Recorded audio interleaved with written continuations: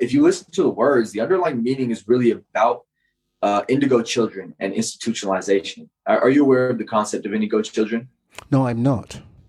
So I guess in layman's terms, indigo children are, I guess, almost like supernatural children. Like they're kids who have abilities beyond this world that they tend to live in a certain way. Like they don't really fit in the mold of society. They often get scolded at school. They often take alternative life paths, and like they know their purpose from the get-go. There's certain things that they kind of do that's just like, okay, something is special about this child.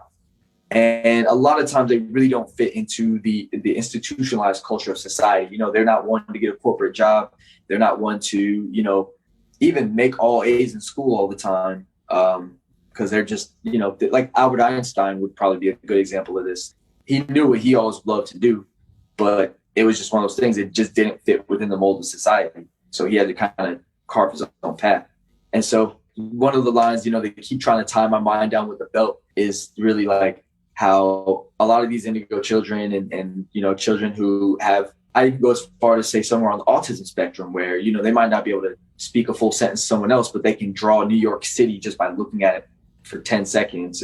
Or kids who have ADHD who are, like me and intelligent, but, struggle with the certain aspects of what brings success in institutionalized culture. They give people medicine when they're 5 years old. They give them Adderall and Ritalin and things like that. And I'm not going to say that it's a blanket statement. There's always nuances of who needs it and who doesn't and things like that. But I definitely feel like we live in a culture of over medication, especially with conditions that aren't necessarily diseases or problems. It's just people have to kind of live based on what they were blessed with.